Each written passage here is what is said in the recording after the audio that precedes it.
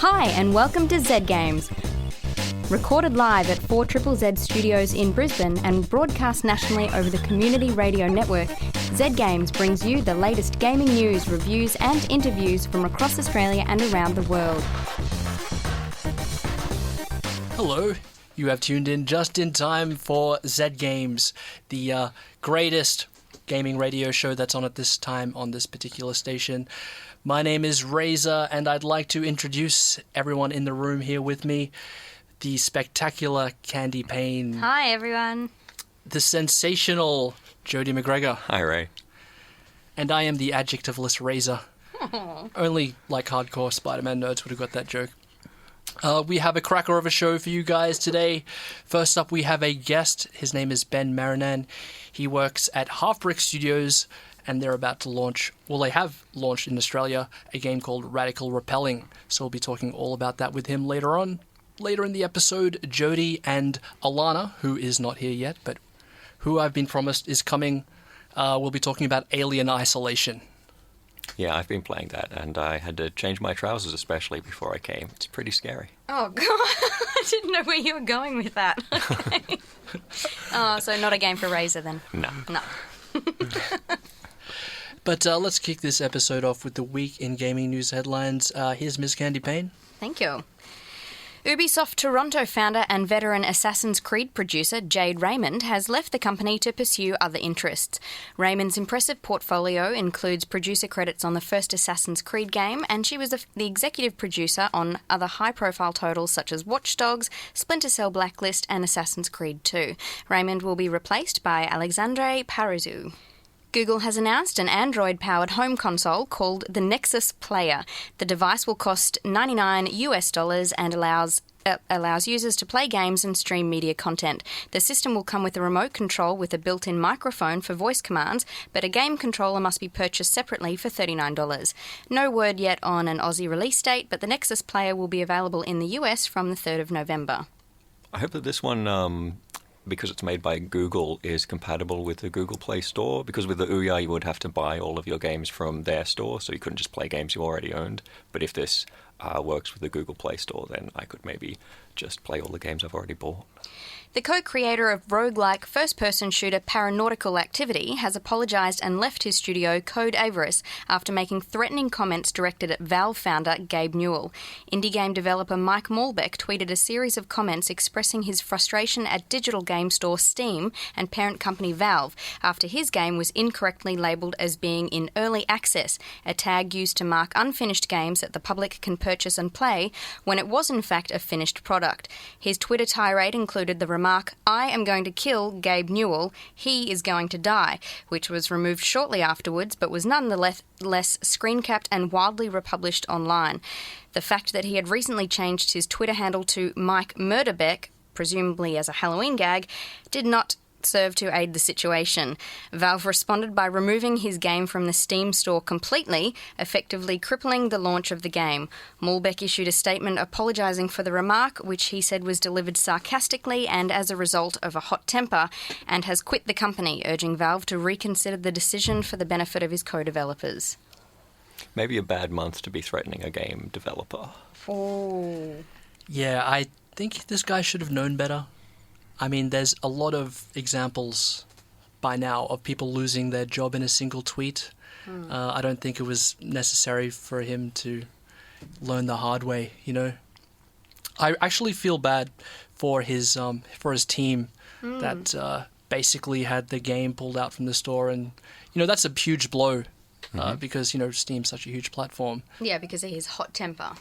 Yeah, just because of the result of this one guy who didn't think before he tweeted. He doesn't sound like a very pleasant chap, to be honest. Because even in his apology, he couldn't there's profanity. You know, just like, dude, also, chill out. It was really heartfelt then. Yeah. What a shame.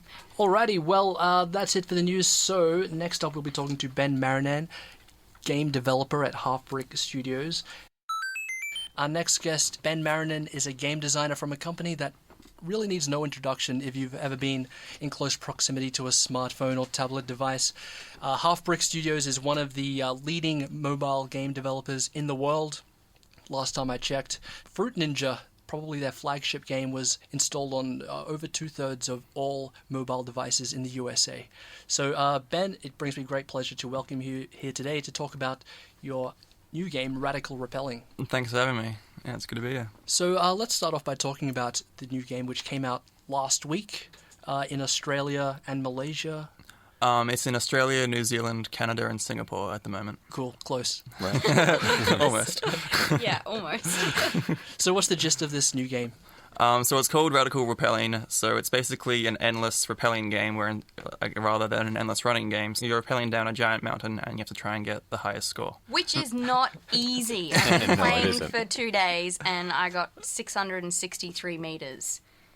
Yeah, so it's definitely the hardest game Half-Brick's released in a long time. I'm so glad you've just validated that for me because I thought, what the hell? It's like I've forgotten what to do with my hands or something. I was really struggling. I think the game definitely has an audience, but we're totally cool with that. Pretty much just made a game that we like, and we hope everyone else likes it too. Cool. Definitely. Yeah, so you've got lava that's chasing you while you're repelling, which can kill you, but there's also, I'm not even sure what they are. What are the purple spiky things that always kill me? You just said it, spikes. They're just spikes. I hate them, whatever they are. Screw those things. Purple spikes.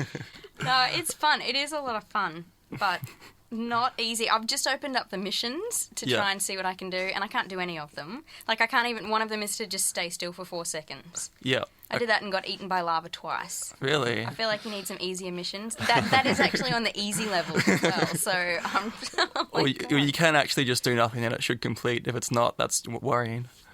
What are you doing wrong? What am I doing wrong? Is I'm hitting spikes? I don't know. It's good though. Yes, so it's a bit silly. So yeah, lava is chasing you for no apparent reason. Like for 1 second, you're standing at the top of the mountain and you jump off and lava comes out of nowhere. And we're totally cool with that. So it's pretty much just like, we're kind of embracing the silliness of games, and just I think one of our core pillars is just ridiculous, not realistic. So if something's cool and fun, we're just gonna do it and not care about whether it makes sense or not. Well, collecting coins down the side of the mountain. Clearly realistic. That's why everybody goes abseiling. I think if you analyze most games, there are definitely parts that defy normal logic. So So what was the inspiration for this one? It does remind me a bit of Jetpack Joyride, another Half-Brick game, only that was, flying along rather than falling down. Was that part of the inspiration? Maybe less so. I mean, I think it's a very broad genre of game these days, and it wasn't so much like, hey, let's make a different jetpack. It was more just really the primary goal was let's make a really cool one-handed ad break game, because in the past most of our games have all been two-handed, and we really just wanted to get a good one-handed game because people are way too busy these days to be using two hands to play a game. You have to have one hand to play a game and doing something else with the other. So that was the primary goal, and we all like score chasers, so it was just kind of a natural fit, and that's also why it's repelling, is because making use of the vertical space and repelling downwards just sort of made sense. So that's really where it all came from, and then the rest kind of just went on from there. You've got the weather changing and stuff I've noticed as well, which is also, I love when you guys add that in. That's a really nice touch. But is it just, I was trying to work out if it's when I hit a certain point that it just automatically starts raining, or is it just random? Yeah, so the game does change at very specific points on the mountain, and so we really felt like the environment changing was a super cool feature, and one of the best parts of the game is finding new areas. And because it is so hard, people are often going to die early, and then it's really cool getting past the section you always die in and discovering a new section. But oftentimes the intention is you'll get really far down and be like, man, I've seen all of the game, and then eventually find a new zone and you're like, whoa, okay, there's How even can you more tell of me this how game. far down? Because so far I've not cracked 660 meters, so this could be days You've made it and past the months. snow and into the rocks. Yeah, all I've done is rock. So Yeah. I'm clearly not... There's a lot more to discover. You feel like, oh, I'm doing so well, and then you've discovered there's more to Can do. I pick things up along the way to help me out at all? Are there parachutes or, I don't know, what else am I... So there's a power-up system on the main screen of the game called the randomizer, and so most games normally will do things where you can choose you choose some mods to help you out, like an extra life in the game or extra distance or whatever, and we kind of made this system that instead of choosing what you want, you get 3 random mods that kind of affect the game in different ways. And we found that system was kind of the most fun because, like, you know, it makes every run different. And so you can do things like, you know, have an extra chance as you hit a spike, or like make spikes smaller. Although some of the more interesting ones are things that affect in-game obstacles. So we've got these things called ringos, right? And there's rings in the game that you pass through. But then you can get a mod that changes them into portals, and they'll portal you down the mountain and take you somewhere else. Oh my god, that's what I need. Just skip a few Ks. That's great. Yeah, I'm probably just going to keep using Revive. Does Revive actually bring me back into the game at the same score? Because I think that's my only downfall with this, is I get so far and I'm like, I just want to pick up from where I was. Totally, yeah. So, like, if you have a Revive, you'll see the spike and it goes Revive, and you just keep going. Yes, brilliant. I'm going to use that one a lot. Can I ask you about the conception of this game? So the theme is obviously rappelling. Are any of you guys in the studio, like, avid abseilers or rock climbers or rappellers? Not at all. Actually, I was going to say not at all. There is a guy that, like, is kind of into this stuff, but he had nothing to do with the concept of the game. It just kind of came out of nowhere. So the original pitch was done by one of the programmers and team lead of our game team. And he's kind of came up with this idea, and really, like, I think one of the big things for him was alliteration. So there's actually a lot of alliteration in this game where everything starts with R. Yeah. And the original game concept, the title was actually Radical Rapid Repel Racer, which in my opinion is a way better name than Radical Repelling. Oh yeah, really easy to say quickly. Yeah. Well, it was R5 for short, but we did change the name to be Radical Repelling to hopefully have a name that you can remember more easily. And that fits in the screen or a search bar. Yeah, that too. that's Yeah, right. it might have been the right move, but I still like having tons of R words. So yeah, it was more just about being silly and goofy and just kind of making a game that they just kind of resonated with us, and we found it entertaining and just being completely stupid. How about your own experiences abseiling? Have you ever been much? Yeah. So. As a team, the game team decided to go rappelling one day, you know, for training purposes, you know, and For research For purposes? research. to get an idea. It was super fun. You know, I almost said we didn't learn much. However, our rappelling instructor was totally the character in the game, so it was awesome. It totally validated the stereotype that we created in the game. Cool. No, and I say stereotype because he was like a super nice, friendly guy that just wants to go rappelling, and it was awesome. All of my experiences rappelling have been negative, I'm afraid to say. Basically, every time I've gone, it has been against my will due to, you know, some of these motivational camps. I think it was like a grade 11 team building camp I went to, and... What is it exactly that you don't like or that you've had a bad experience with? Well, I was at the top, right? Because they made us. Yeah. They made us go. They all made us go, and I was edging over the side, and I was really scared. And I said, "I'm gonna fall," because I felt my balance slipping. And then they said, "You're not gonna fall. You're not gonna fall." And I fell, and now I don't trust any abseil instructors ever. How far How did far you did you fall? fall? Yeah. Oh, just onto my butt, like. Oh, so I didn't fall off the edge. Oh, so you just to sat- make that clear. so you I sat slipped down. and I slammed into the side of the rock, Right. and then I had to get, like, you know, sort of lowered down like in a real shameful way. Yeah, but you know, I still found the game enjoyable, so that's all good. Hooray. Well, I'm glad you did. yeah. Now, Ben, just to turn the subject of the interview back to you, you are a game designer, but you look to me quite young, like mid-20s at most. How do you go on the path to become a game designer at one of the world's leading mobile development studios? It's a good question. So I'm 24 and I've been at Halfbrick for 4 years. So I started when I was 20. We've got a really extensive criteria that we need to be a game designer at Halfbrick. So generally, you'll have to study games, and you know, like, we're not really going to look at an application unless you've done some sort of games course. But that's only one part of it, and I guess so. There are several things involved. Basically, you need to you need to have a sound understanding of what makes games fun, which is sort of something that is hard to teach. Especially, studying game design, the best place to learn it is from other actual game designers. So it's kind of like a catch-22 where to be a good game designer, it's hard to learn without being taught by other game designers.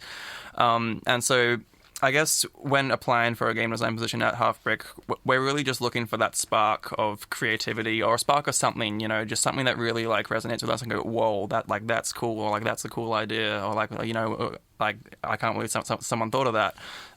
That's a really big part, like something that can get us excited about, like us excited and someone say, oh, like, really, if we're going to hire someone, we should be like, we can't imagine not getting this person. Like we just totally need them. That's really the most important thing. Like you can make some cool games while studying. You can make some terrible games while studying, and that really doesn't matter. That only just gets us to look at your applications, and then after that, it's really all about you and like how you're going to work in our teams. How because that's also a key factor. How well, like how your mind ticks and how you think about things is also crucially important. So really, for our game design application process, we actually go through several different stages. We'll have a design test to like get a brief understanding of their design capabilities, and then we'll have an interview to see if you'll sort of like get along with people, and then we have another extensive design test that really pushes you to your limits and sees what you can do. So really, when it comes down to it, it's just all about being the right sort of person for us. We've had some brilliant designers apply before that we felt wouldn't fit in the company, and we've had some people that just can almost get in, but they're sometimes there just isn't quite that shine that you really need. So you just have to be the good fit. Yeah, like a good fit, and just like if you can say something or do something to impress us, that's probably going to get you through the door. Awesome. So when you started, did you go straight onto working on Fruit Ninja? I sort of did. So when I first started, initially I was just like learning the ropes, doing some small things, but they kind of throw you into the deep end pretty fast. So yeah, I actually started making a new game that was eventually cancelled. But like I was kind of like straight away, it's like, hey, you're now a game designer, and all game designers make games. You're going to make a game. So yeah, it's pretty intense. But so yeah, that's also why our hiring process is super intensive. Do you take on work experience kids just because so many jobs just say, must have minimum 2 years experience, and that often it does frustrate me because I think you're never going to get in and get the experience if nobody's going to hire you if that's always their prerequisite, but then they don't also offer. Totally. I think we did more work experience in the past than we do now. It does become difficult. Not to say that it doesn't happen. We definitely have had work experience people come in, but it can be quite rare. And often when hiring, we will look to hire juniors, like super junior people to come on and. Like basically, like you don't really need that. You don't really need experience to get hired. That's really not going to get you hired. Exactly. Yeah. Yeah. Cool. Yeah. Like if we just feel you're the right sort of person, that's really the most important thing. Oh, cool. Hello and welcome back to Zed Games. We're talking to Ben from Halfbrick about their new game, Radical Repelling, and you were telling us before that this is one of the games that came out of the Halfbrick Fridays, which is sort of like game jam improv. Is that how it works? You just come up with crazy ideas for games all Friday? Pretty much, yeah. So it's called Halfbrick Fridays because originally we would, make these crazy games every Friday, or at least like work on a game each Friday of the week. It's kind of like evolved from that, and we don't do that format anymore, but the name kind of stuck. So yeah, it's pretty much just, everyone stops what they're doing and starts making games in really small teams to see what crazy ideas we can do and see what comes out of it. Okay. I'm just trying to picture what you're all actually doing in the office. I don't know why, but I always just like to know what that actually looks like. Are you literally just sitting around and you've got all these like spare computers and stuff that you just start working on, or are you like, big whiteboards and yelling ideas at one another and like, It's got like there's ninjas and Barry Strakefries is just sitting there hanging out, Well, clearly, and then the dragon from Colossatron just like rolls through every 10 minutes and just destroys the place, and I have to clean it up. And there's never any fruit left. Yeah. That's all. That's what it's like at Harvard. You're gonna get like an influx of job applications after hearing that. What other games have been, or what other well-known games that we might have heard about have been born out of these Half Brick Friday sessions, if any? Okay, Fruit Ninja was a Half Brick Friday game. That's definitely the most popular one that people would know. Gee, that really worked out well for you guys. Yeah. Oh my yeah, God. it really did. No wonder you kept up with the Friday brainstorm. Yeah. Yeah, I'm not sure how many people realize, but yeah, Fruit Ninja was just a Half Brick Friday game, and then they took it. You know, the company wasn't doing that well at the moment, so they made the whole game in 6 weeks and shipped it, and that was that, and just kind of took off from there. Yeah. Other famous games, I'm trying to go through all of them. I think the next Half Brick Friday game that we might have shipped would have been Bears vs. Art. Which is currently just still in soft launch in various countries around the world, mainly on Android at the moment. And then the game after that, which was actually made in the same Half Brick Friday round, was Radical Repelling.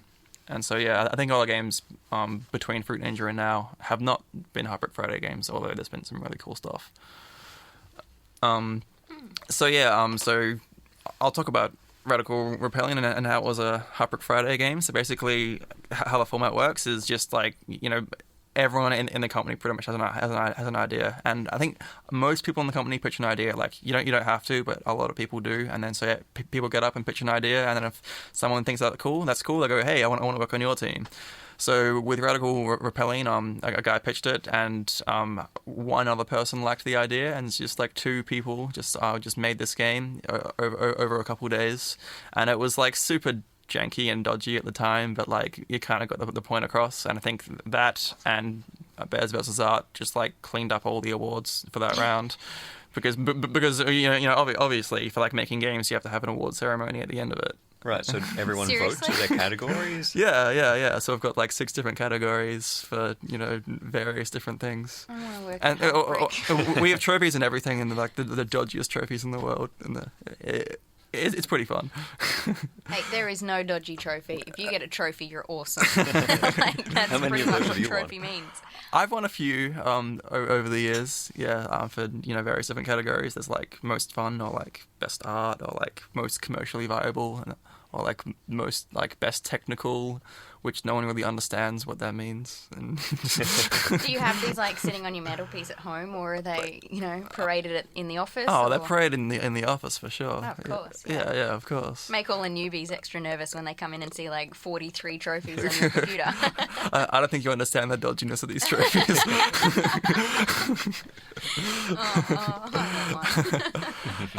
So anyway, that game was made, and it was kind of just like hanging in limbo for about a year, and then after a year we kind of said, hey, let's make that game, and that's kind of how it all happened. And then we got an actual game team onto it and made it. How big is a game team for something like this?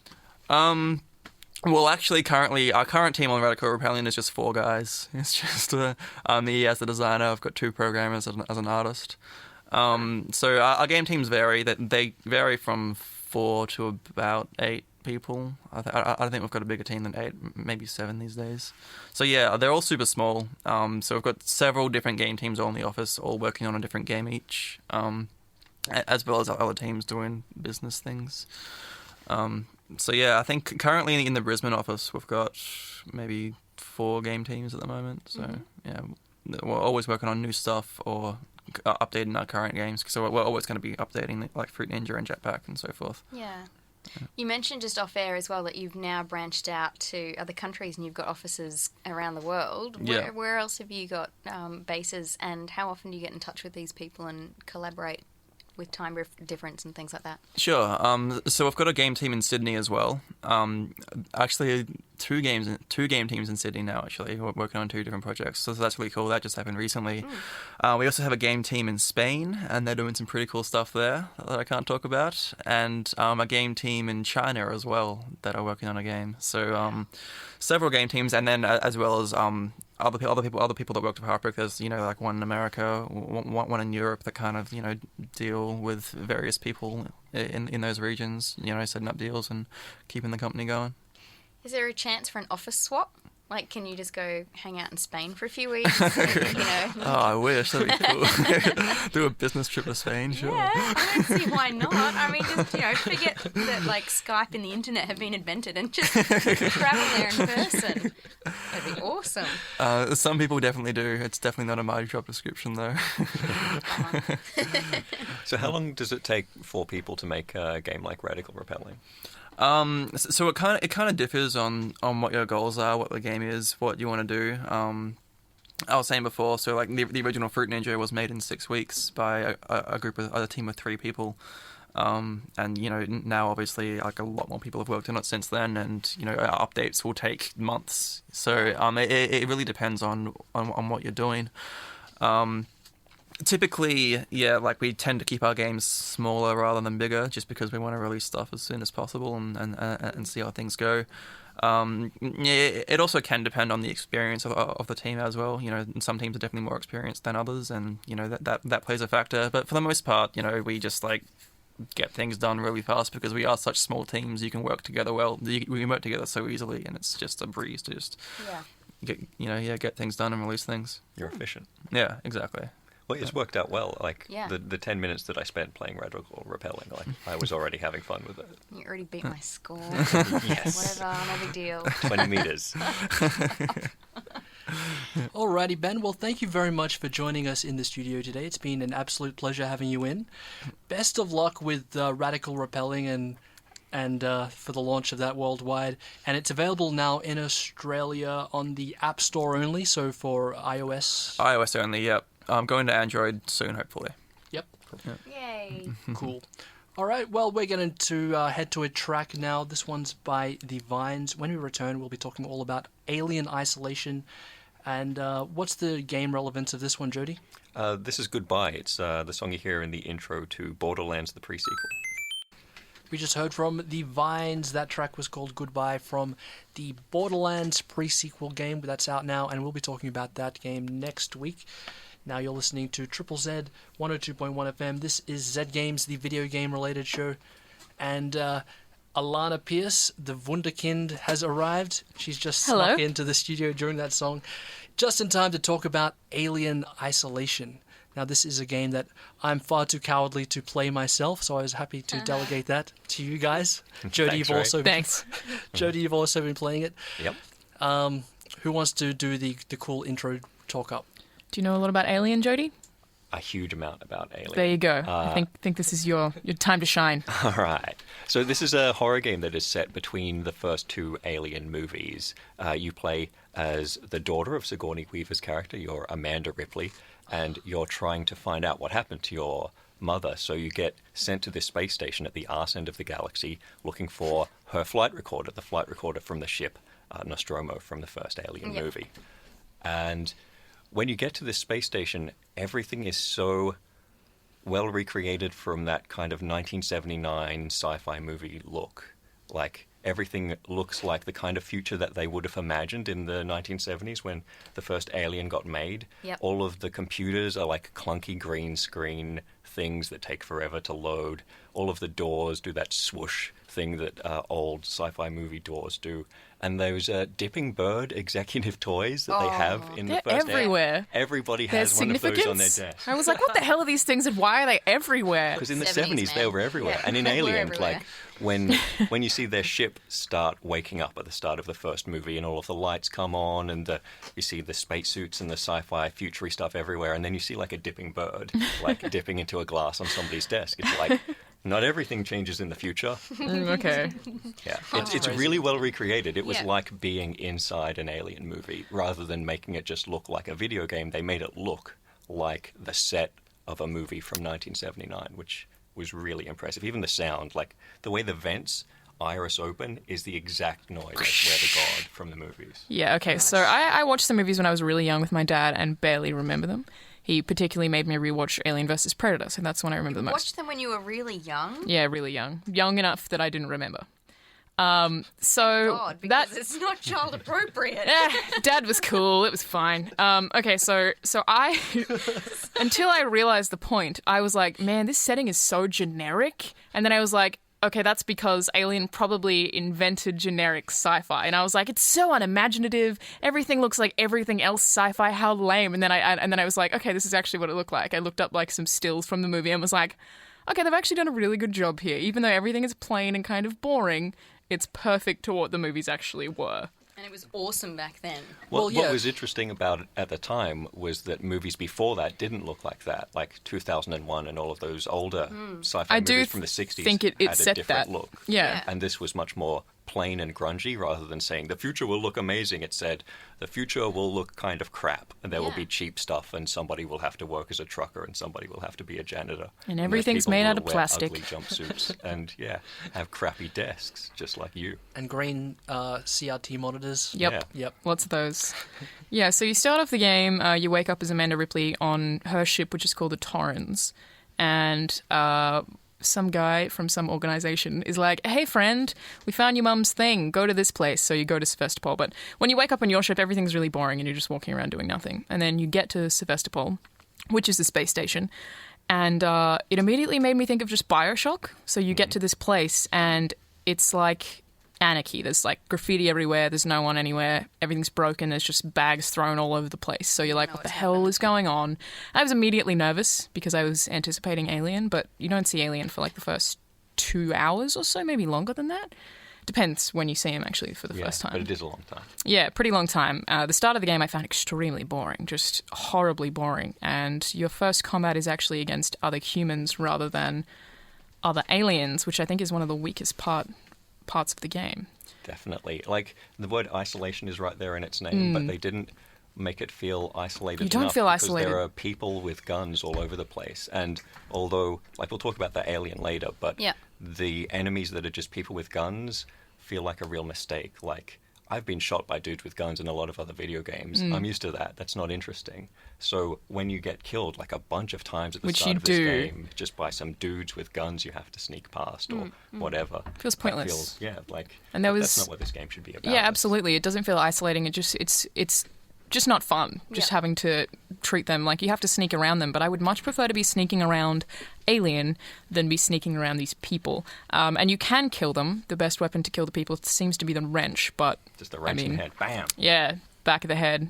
But I mean, it's really hard, really, really hard. It doesn't want you to engage in combat, but sometimes you don't have a choice. You know that 1st room where the girl drops the codec thingy? Yeah, there's like a hacking device that you need to hack For some open and doors. So yeah, you have to like get past In this that group of room, people, did and that's you the most kill them? Annoying part of the game. Yeah. I killed 2 of them. I only killed one, but I died maybe 5 times trying to figure out, because I thought I could do it without killing them, but they just shoot you twice and then you're dead, and it's ridiculous. Yeah, it is. And That annoying. that made me drop the difficulty down to easy, and I'm glad I did because then I pushed past that and got to the part of the game where the actual alien shows up, and suddenly it changed completely. Yeah, it is very different when Alien's there. Completely different game. Yeah, it's like they've made this game, like you mentioned Bioshock, it reminded me Yeah. of that and of System Shock 2, which Yeah. Bioshock kind of borrowed from as well. Like, you're listening to audio logs, you're looking for key cards to unlock doors, there's someone in your ear telling you, go here and do this. Every conversation with an NPC halfway through, they say, like, you need to do this. You're fixing things and unlocking new parts and then exploring them. But then the alien shows up and it stops being like video game 101. I find the mission design where you are going around and doing things extremely boring. It's so Horribly boring. it's very typical, but then the fact that the alien Changes shows everything. up. It's at brilliant when random, Alien is there. Like, it's unpredictable. There's not scripted encounters like in another game you would expect the alien to show up at certain points and then you have like a quick time event or a chase sequence or whatever. But in this, they've given it its own AI and just let it loose. So Whoa. you'll hear it running around in the walls. And the music intensifies when it gets closer to you, which is just the most terrifying thing ever. And you've got the motion tracker, just like in Aliens, that goes like bing, bing, bing as it gets closer. And it can hear closer. the motion tracker as well. So you have to put that away Yeah. once the alien gets too close, and Yep. then you just have to listen or look around corners and see its shadow is like the And its light tail. flicker. Every the time I see its tail, I'm like, When I'm hiding under a desk and it goes past, Yeah. and then the tail goes past, it's snaking along the floor. you just have to Jesus wait for it Christ, to that thing. disappear. And one of the things about it is that it can smell you, it can hear you, and it can see you, but it seems to be able to hear you the best. So sometimes it'll be around the corner and you know it's around the corner. Well, you just have to move really slowly. So if you're out in the open, you want to run. You really badly want to run away, but you have to just like crouch and move like one step at a time to get underneath the table, and it seems like you're so open and so vulnerable, but that's the only way to survive, and it's so terrifying, so tense. The music's incredibly fantastic stressful. though. Yeah, extremely stressful. Razor's breaking into a sweat here just hearing this. To be fair, the parts where Alien aren't there, it's just this boring, generic game, really. But when Alien is there, you know, it's terrifying. But at least it gives you little breaks. But does that serve to make the scary parts even scarier? Yes, because you're constantly anticipating them. So you're like, okay, I feel like it's about time that Alien should show up, right? And then the music kicks in and you're just like, oh my god, no. And it kind of like erases all of the really bad parts of the game, like people being there. Yeah, like when I'm doing the hacking mini game to open some door, and you're just like matching weird shaped blocks up. Hacking mini games in video games are always terrible. Yeah. But I'm doing that and it's bleeping away, and there's a time limit, and you forget it wrong, then the door's going to set an alarm off. And just the fact that I know that this xenomorph could show up and kill me anytime I'm doing this makes what is a boring thing in a million other video games suddenly incredibly tense, and my heart's in my mouth. And when I'm just trying to punch a 4-digit key code into a door, Yeah. and I screw it up, Having your back to it. you it's just type in the wrong numbers. You forget the 0 at the start, and then you hear it behind you, and you turn around, and it's just there, and you're dead. There's nothing you can do. When Yeah, so we should mention you can't actually attack the alien at all. well, in any way. you can drive it off. Yes, but you But can't you kill can't it. kill it. Yeah. What? And So I you've believe got, there's like- only one on the ship. You've got a flamethrower later on. Yes. And that can scare it away. You can throw Molotovs to scare it off. I haven't and you can tried also distract it in other ways. You can like craft stuff out of scrap around the ship because you're playing an engineer. So you can make like flares and noisemakers. And, also, other people can distract it, which is the best thing. I haven't seen that. You can just run past someone else, and they're like, "What the hell?" And then the alien is just on them. Ooh, and I you're haven't around seen the that. corner.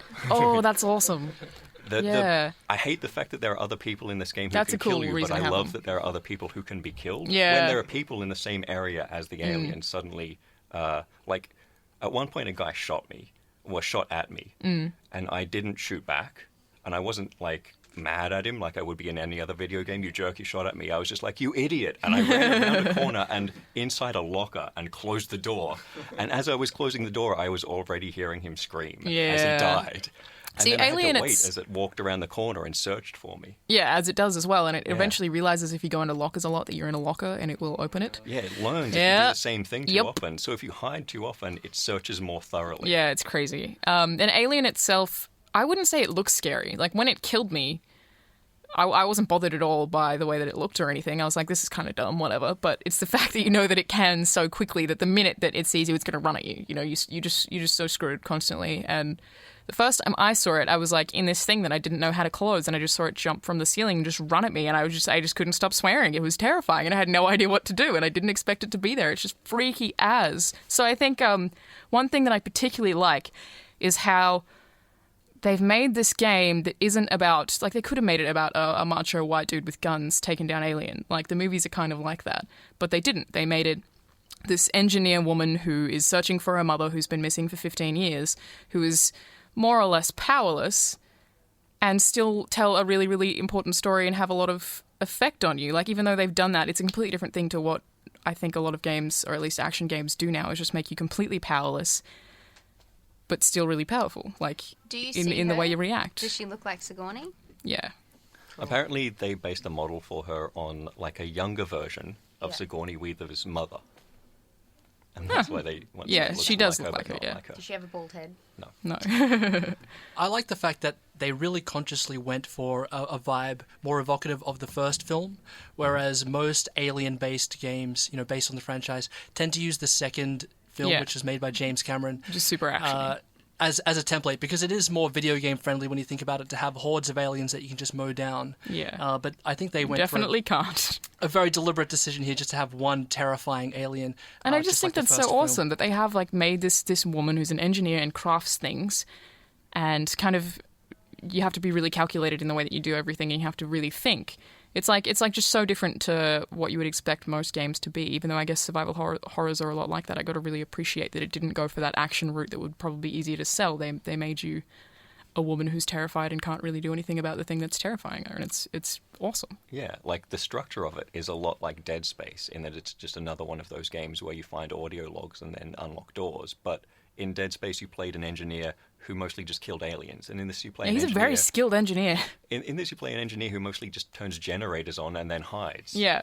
Like, you spend so much time just turning cranks and, like, hitting buttons and then, like, saying, God damn it, why won't this machine work? And then it works, and it makes a whole bunch of noise. And And you're you like, oh, freak no, out. shush, you idiot machine. But I think this is the first time that I've played any kind of survival horror and been like, this is probably what I would do in this situation. I feel like I actually would do everything that she's doing, which is like crawl around places, press some buttons, hope that things work out for me, but never feel safe at any point in time. Hide in lockers. Lots of hiding in lockers and vents. Does she crap her pants? Because that's what I'd do. Not that you can see. I mean, she might. I wouldn't doubt it. It's pretty scary. But, She's you know, not they didn't add the very visual young. element to that, thankfully.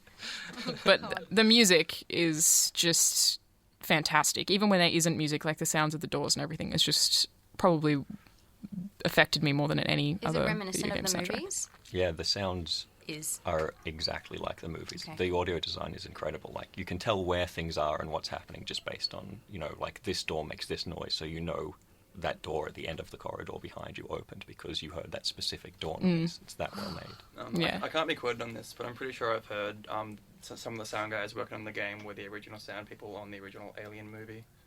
So, I don't know anything about that, but I wouldn't be surprised. Yeah, It's that's it's cool. very, very good. One of the things that scared me most in this was the way that you have to save. Like, there are Oh. auto saves periodically. Are there? Yeah, if you take Oh, a there transit is. car, Yeah, or or the lift. sometimes after a cutscene. Yeah. There's a few of them, but they're very spaced out. So in between, you have to do a manual saving thing where you find this like, All the time. emergency phone thing and put your key card in it. But you have to actually wait. You have to stand there in front of this thing waiting for like 3 lights to come on Yeah. as it goes like bing, bing, bing. So while you're doing that, it's making noise, and you're out in the open in a hallway somewhere with your back to Oh my everything. God. So And- do you risk not saving? Oh no, you never risk not saving. You always save. I You did. make the noise. Oh my god, no way. I'll save anytime I have a chance because I know that if it happens again, it's randomized, so that the chances of me living, you know, more times that I do it, I'm more likely to die, obviously. But it also comes up and it will tell you if Alien is nearby. And it took me a while to figure out how it did this, but it's like there's a red light at the bottom and a green light. If it goes green, Alien isn't nearby. If it's red, Alien is nearby. So when you save and you see that, you just like run, but you can't. Every single time you can't run. Running is the worst idea. Yeah, I save so much, and then there's points where the game's really dull, and I'm just like, just give me a save point, so that I can actually not have to do the part where Alien was there ever again. It's just so freaky. But when you repeat sections because you die, the fact the alien is so unpredictable means they don't feel the same. It's just as scary. It'll behave completely Yeah. differently, or sometimes not show up. Sometimes I'll get killed, replay a section, and be so careful and so cautious, and the alien just doesn't show up that time. If Alien And I doesn't had show no up- reason to be cautious. Is the music still intense? I turned the music down to like 40% because it was too intense. Right. Okay. So maybe. Yeah. So Sometimes the music did seem like it was blaring up out of nowhere, and absolutely nothing scary was happening. But maybe it was just nearby. You never I know. wonder. I don't actually know if the music is like scripted, or if Alien is actually nearby. But I'm pretty sure it means that Alien is nearby and can kill you in that level. How long do your killing scenes go on? Like when it shows up, is it just all teeth and spit and more teeth and then it's gruesome and what is that like? What do you mean? There Well, are when you different get animations killed. for when you die. Okay. Some of them are just, it grabs you and then it opens its mouth. And Yeah. that tongue with a mouth The on it tongue and comes the out. mouth and That's the teeth only one and the I've seen. spit and- When it kills you from behind, it's totally different. Like, you hear it and then your stomach explodes and its tail Ugh. comes out through your guts. Oh, And then the last thing you see is its hand reaching around from behind you and those huge fingers slowly closing over your eyes. True. Which is just, so I wouldn't say worst. it's gory if that's what you mean. You just kind of see it. You don't see like blood and guts and explosions and stuff. It's not Michael Bay. Okay, we're talking about Alien Isolation, pretty much out of time, but do you guys have any closing remarks? Is this the best Alien game ever? It sure sounds like it. I think it is, but I definitely feel like it is an extremely boring, dull game, except when Alien is there. It's not perfect. yeah, it's not perfect. Like, the ending is terrible and the start is too slow. But then as soon as the alien shows up, it turns into like one of the most stressful experiences Yep. I've ever had. So in a you may video play game. It's through- so memorable. You may play through a whole bunch of really boring stuff just to get to the points where Alien is there, but it totally is worth doing that. Yeah. Awesome. Cool. Well, that's going to bring us to the end of this week's episode of Zed Games, guys. Thanks a bunch for listening, and big thanks to Ben from Halfbrick for joining us. And we'll be back next week at the same time talking about Borderlands, the pre-sequel. You guys have both been playing that as well? Yeah, Yes, played a we bit. have. It's gonna be awesome. It's so Australian. Like 2K Australia, who made this, put so much Australian stuff in it. Woohoo! Very cool. If you're so inclined, you can check out our Facebook page. It's facebook.com/zgamesau. Always love to hear from you if you have any ideas for the show or any music you'd like us to play. We're always happy to hear that. All right, we're going to leave you now with one more track. Jody by Flying Lotus. Yeah, this is called Dead Man's Tetris. It's off his new album, You're Dead. But before we play that, we're going to hear a track from our awesome sponsors, Ace Comics and Games. We'll catch you guys next week. Bye.